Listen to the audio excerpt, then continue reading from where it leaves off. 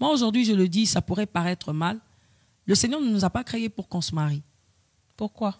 Il ne nous a pas créés pour qu'on se marie. Le mariage fait pas partie... une finalité? Ce n'est pas une finalité. Je suis mariée et les gens pourront dire, je le dis parce que je suis mariée. Oui, moi aussi, j'allais le dire. Maman Diana, vous le dites parce que vous avez franchi cette étape. Je le dis parce que ce n'est pas le mariage qui m'emmène au paradis. Ce n'est pas le fait que je sois mariée et que j'ai une bague sur mon doigt qui va déterminer ma place au paradis. Mais au moins, c'est une institution divine. C'est une grâce qui a été accordée, et même la Bible dit qu'à certains, il a été donné la grâce de se marier, et à d'autres, non. Donc, il y a possibilité que quelqu'un ne soit pas marié et qu'il accomplisse son objectif.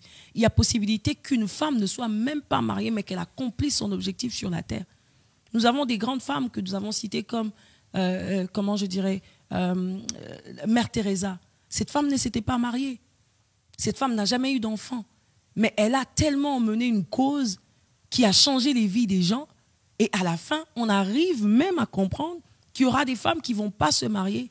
Mais ça, c'est une identité. Hein. C'est de ça que je suis en train de... En fait, elle s'est découverte par rapport à ça. Mais la société nous regarde différemment. C'est ce que je dis, maman. Moi, je n'ai pas encore d'alliance. La société nous regarde, même quand je passe à la télé comme ça, n'étant pas mariée, certaines femmes mariées à la télé, qui nous regardent, oh, fille. C'est vrai, maman fait ça. C'est justement ce que je suis en train de dire. Je crois, c'est le téléchargement. C'est les informations que nous allons télécharger. C'est le fait qu'on se dise, Marie de Magdala, c'est pas mariée à ce que je sache.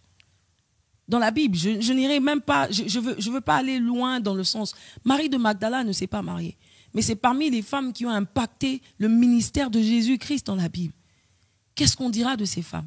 Que Dieu a fait une erreur de ne pas permettre qu'à ces femmes, en tout cas de ce que nous lisons, on n'a pas vu un jour qu'elle s'est mariée. Mais elle a suivi Jésus partout. Elle a été parmi les messagères, les messagers, si je peux le dire comme ça, qui ont apporté la parole de Jésus loin. Elle ne s'est pas mariée, mais ce n'est pas pour autant qu'elle n'a pas atteint ses objectifs. Je crois que ça revient sur le fait, c'est une institution faite par Dieu, mais ce n'est pas une obligation pour que quelqu'un arrive à atteindre tous ses objectifs sur la terre. Je crois qu'on devrait changer le langage déjà avec nos filles, avec nos enfants. Dès le bas âge. Dès le bas âge. Qu'est-ce qu'on leur dit? Tu as de la valeur. Tu es une personne à part entière.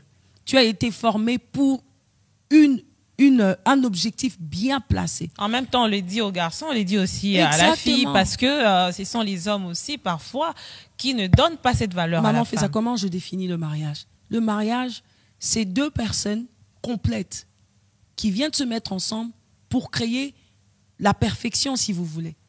La farine, c'est un repas complet. On peut préparer que de la farine et le manger. Les œufs peuvent se préparer par eux-mêmes. Mais quand on mélange les œufs, on mélange la farine, on rajoute le sucre, ça fait un gâteau. Un autre repas qui... Une plus-value. Voilà.